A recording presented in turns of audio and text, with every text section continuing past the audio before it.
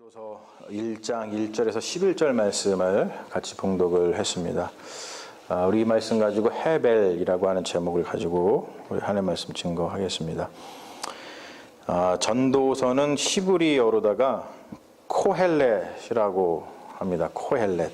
그것에 대한 번역이죠. 헬라어를 보면은 이 코헬렛을 에클레시아스테스라고 번역을 했어요. 그래서 영어는 우리 영어 성경을 보면은 헬라어를 그대로 따르고 있는 것을 우리가 볼 수 있습니다.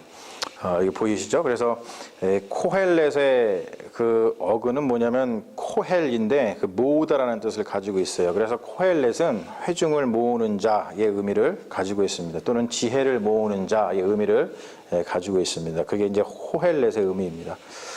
근데 우리가 되게 전도서 그러면은 우리가 하도 이제 전도하다 그거에 이제 길들여져 있어갖고 전도서 그러면은 이 전도서가 에반젤리즘 그런 거라고 우리가 잘못 인식을 하고 있죠. 하지만 이 전도서 또는 전도자라고 이야기를 하는데 그것은 전도의 의미를 가지고 있는 것이 아니고요. 지혜를 구하는 자들 이렇게 모아서 컬렉트 해가지고 그들에게 지혜를 가르치는 자 그런 뜻입니다.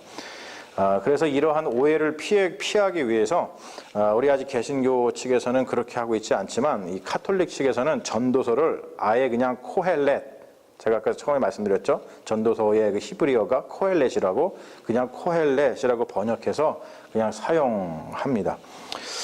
자, 전도서의 핵심 단어가 있습니다. 전도서의 핵심 단어가 뭐냐면 오늘 말씀 제목이죠. 헤벨입니다. 헤벨. 자, 히브리어 헤벨은 우리말로다가 헛되다라고 번역을 했어요.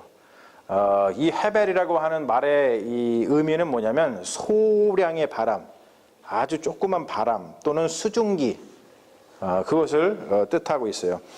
그리고 이제 영어로 번역을 할 때에는 무의미한, meaningless라고 번역을 하고 있습니다. 그래서 2절, 오늘 우리가 읽은 2절 말씀을 헤벨이라고 하는 말을 넣어갖고 다시 읽어보면은 이렇죠. 헤벨, 전도자가 말하노라. 헤벨의 헤벨, 모든 것이 헤벨이다. 이런 뜻이에요.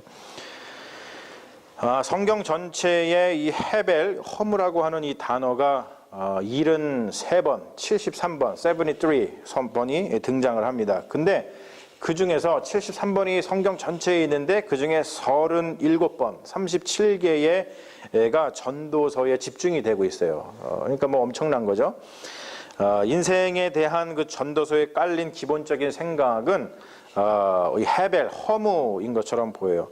그래서 그러한 허무가 가득한 인생 속에서 전도서에서 묻는 질문이 있습니다. 야, 인생이 이렇게 허무한데 그러면은 우리 인생에 대해서 어떻게 생각을 해야 되느냐? 그게 이제 3절에 나타나죠. 해 아래에서 수고하는 모든 수고가 사람에게 무엇이 유익한가?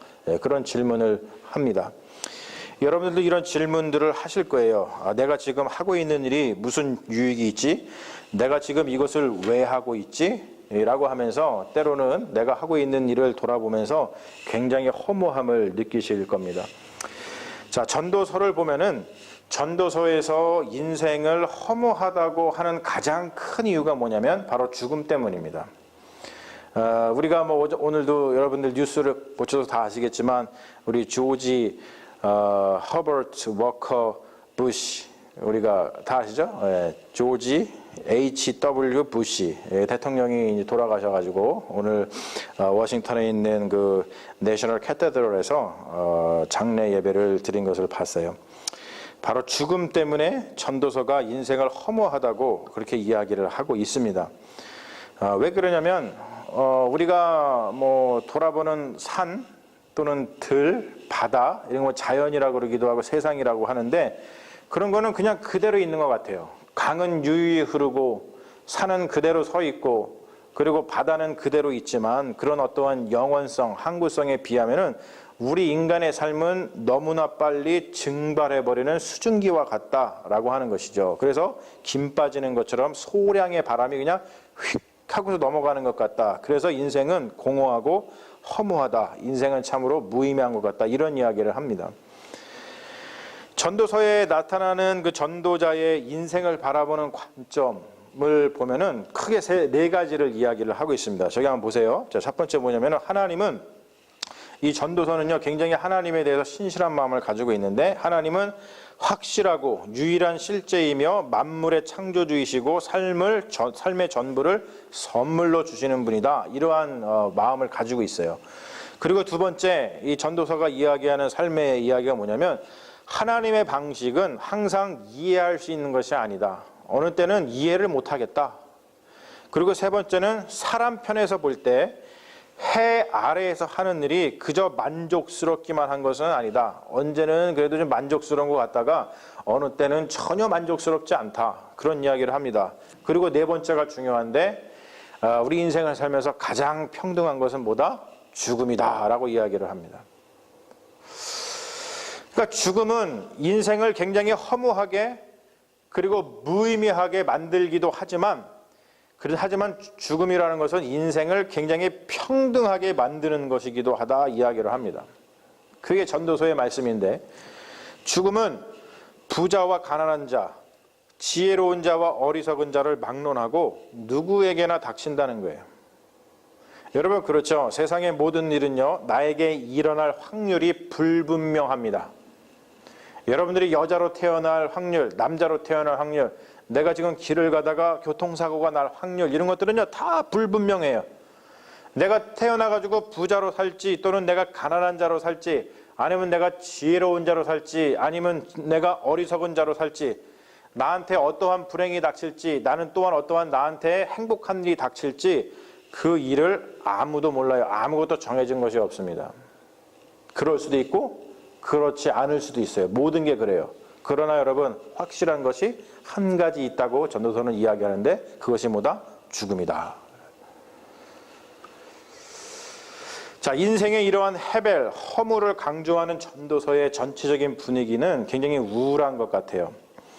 그리고 인생이 헤벨하니까, 허무하니까 그 무의미한 이 허무한 인생을 극복하기 위해서 이 전도서를 읽어보면요, 야, 인생을 즐겨라, 그렇게 이야기하는 것 같기도 합니다. 그래서 그렇게 오해할 만한 구절이 몇 군데 있는데, 그걸 한번 또 살펴보죠. 자, 첫 번째로 2장 24절에 보면은 이런 말이 있어요. 사람이 먹고 마시며 수고하는 것보다 그 마음을 더 기쁘게 하는 것은 없다. 그리고 3장 13절에 보면은 또 이런 이야기를 합니다. 사람마다 먹고 마시는 것과 수고함으로 낙스를 누리는 그것이 가장 좋다. 그리고 또 5장 18절에도 보면은 그 일평생에 먹고 마시며 해 아래에서 하는 모든 수고 중에서 낙스를 보는 것이 좋다. 그리고 또 네 번째 8장 15절에 보면 이는 사람이 먹고 마시고 즐거워하는 것보다 더 나은 것이 해 아래 없음이라, 이런 이야기가 또 있습니다. 그리고 마지막으로 9장 7절에 보면 너는 가서 기쁨으로 내 음식을 먹고 즐거운 마음으로 내 포도주를 마실지어다. 자, 어때요? 이거를 보니까 우리가 전도서에서 야, 인생이 헤벨이다, 정말로 허무하다, 무의미하다 라는 것을 극복하기 위해서 전도서가 제시하고 있는 해법이 뭔 것 같습니까? 공통점이 뭐예요? 5가지가. 먹고 마시는 거, 신양 착각을 우리가 불러일으킵니다. 실제로 읽어보면은 이게 하도 나오니까. 그런데 전도서의 그 구절들을 자세히 읽어보면은요, 먹고 마시는 것의 행위는 허물을 극복하기 위한 방편이 아닙니다. 전혀 아니에요. 그게 아니고 하나님이 인생에게 선물로 주신 거라는 것을 이야기하면서 함께 나온다는 거예요. 그래서 여러분, 제가 써왔습니다만 이 전도서의 핵심 메시지가 있습니다. 이걸 우리가 잘 알면 전도서를 이해할 때 굉장히 좋은데, 핵심 메시지가 뭐냐면, 우리가 인생을 살면서 우리에게 어떠한 일이 벌어질지도 모르고, 그렇죠? 하지만 우리가 아는 확실한 것은 뭐냐면 모두 죽게 된다는 거예요. 이것이 허무한 삶이라는 것이죠. 그렇다 할지라도 그 허무한 삶, 그 헤벨의 삶을 하나님께서 주신 무엇으로? 선물로 믿으며 살아가야 한다라는 것이 이 전도서의 핵심 메시지예요. 한마디로 표현하면 뭐라고요? 인생은 하나님의 선물이다 라고 하는 거예요. 그게 전도서의 핵심 메시지입니다. 여러분, 그렇지 않습니까? 결국 죽음뿐인 삶을 그냥 허무한 것, 해벨한 것으로만 여길 것이냐, 아니면 허무한 삶이라 할지라도 그것을 하나님께서 주신 선물로 여길 것이냐에 따라서 인생의 질은 완전히 달라집니다. 이 전도서에서 누누이 강조하고 있듯이 기쁨과 즐거움은 우리가 한 일을 통해서 확보되는 것이 아닙니다. 우리가 막 수고해가지고 야 이거 하고 나면은 기쁠 거야, 이거를 이루고 나면은 이거를 얻고 나면 즐거울 거야, 이렇게 해서 기쁨과 즐거움이 얻어지는 게 아니라고 하는 것이죠. 왜 그렇습니까? 우리가 우리의 두 손으로 한 일은 결국 뭐한다? 증발해버린다. 아무것도 아니게 된다. 이야기를 하죠. 일례로다가 우리가 아무리 재산을 많이 모은다 해도 그 재산은 결국 증발해 버립니다. 나의 손에 영원토록 머무는 것이 아니라 내가 아닌 다른 사람의 손에 들어가게 되어 있어요. 여러분, 사실 우리 현대인들은요, 이 허물을 잘 몰라요. 왜 그런지 아시죠? 우리는 재산을 뭘로 모아요? 숫자로 모아요, 숫자. 그렇죠? 하지만 옛날에는 숫자로 모았어요? 그렇지 않았어요. 현물로 모았습니다. 현물. 어떠한 폐물, 뭐 금, 은, 뭐 집, 막 이런 거, 막 이런 것들, 보이는 거. 그런 걸로 재산을 측정했던 옛날 일을 생각해 보면은 그런 것을 아무리 모아도 내가 죽으면 그것을 가져갈 수 없으니까 끝이라는 거예요. 여러분, 그렇다면 기쁨과 즐거움은 어떻게 오는가? 우리가 하는 일을 통해서 이익을 확보하는 데서 오는 것이 아니라 삶을 하나님의 선물로 인식할 때 온다라는 것이 전도서의 가르침입니다. 기쁨과 만족은 덧없이 사라지는 것을 우리가 뭔가 컨트롤, 제어하고 그것을 얻으려는 노력에서 오는 것이 아니라 삶 자체가 하나님의 선물이다라는 것을 인정하고 받아들일 때 온다는 것이죠. 그러므로 여러분, 처음에 3절에서 물었던 것, 질문, 해 아래에서 수고하는 모든 수고가 사람에게 무엇이 유익인가? 대답은 뭐냐면 사람의 모든 수고는 유익이 없다라는 것이 됩니다. 여러분, 그러면 우리가 어떻게 살아야 될까요? 세상 사람들은 허무, 해배를 극복하기 위해서 시간을 아낍니다. 제가 지난 주일날 그 주보에도 잠깐 썼습니다만, 세상 사람들은요, 시간을 아껴가지고 무엇인가를 이루어내면서 그 이루어낸 일의 보람을 느끼면서 살아요. 물론 여러분, 이것도 인생의 허물을 극복하기 위한 아주 건전한 방법 중에 하나이죠. 이렇게만 살아도 인생은 복된 인생이라고 복된 인생이라고 이야기를 할 수 있습니다. 그런데 문제는 뭐냐면, 그렇게 아끼고 아낀 시간, 그렇게 아끼고 아껴서 내가 이루어낸 그 무엇이 결국 우리들을 죽음에서 구원해낼 수 없다는 거예요. 그래서 허무하다는 거예요, 전도서는. 에베소서에서 말하고 있듯이 그리스도인들은요, 시간을 아끼는 사람들이 아니라 시간을 구원해내는 사람들입니다. 그리스도께서 우리 인간의 시간 안으로 들어오셔서 하신 일이 뭐냐면 우리의 시간을 구원하신 것이라는 거죠. 그러면서 그렇기 때문에 그리스도인들은 시간을 아끼지 않고 시간을 내어준다는 거예요. 시간을 아끼지 않고 내어줄 수 있는 이유는 뭐냐면 전도서에서 말하고 있듯이 인생이 하나님의 선물인 것을 믿고 고백하기 때문입니다. 우리가 지금 사는 인생, 내가 가진 이 시간은 하나님이 주신 선물이야 라는 것을 고백하기 때문에 우리가 우리의 시간을 그냥 내어놓을 수 있는 거예요. 여러분, 전도서의 신앙은 굉장히 확고합니다. 보면은 굉장히 확고합니다. 허무한 인생을 극복할 수 있는 길이 뭐냐면 창조주 하나님을 기억하는 것 외에 다른 길이 없다고 선포하고 있어요.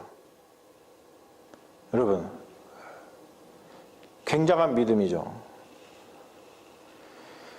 지금 시대를 보면은 그 어느 시절보다도 인생의 허무를 말하는 시대고, 그리고 허무가 사람들 사이에서 굉장히 만연해 있는 시대예요. 그래서 허무를 극복하기 위한 사람들의 몸부림은 허무가 만연한 것처럼 굉장히 처절합니다. 이 인생을 어떻게 해볼까? 그 허무를 극복하지 못해서 자살해 죽는 사람도 엄청 많이 있죠. 여러분, 오늘 말씀에 근거해서 우리는 우리의 인생의 허물을 어떻게 극복하고 있는가? 우리 그리스도인들은. 우리가 그리스도인인 이유는 인생의 허무가 없기 때문이 아니라 인생의 허물을 세상 사람들과 다르게 극복하고 있기 때문에 그렇습니다. 첫 번째, 여러분, 우리는 삶을 하나님의 선물로 고백한다는 거예요. 여러분, 이건 굉장한 차이를 만들어냅니다. 그리고 우리는 우리 주 예수 그리스도가 인생을 궁극적으로 허무하게 만들었던 바로 그 죽음을 물리치셨다고 믿고 고백하고 있어요.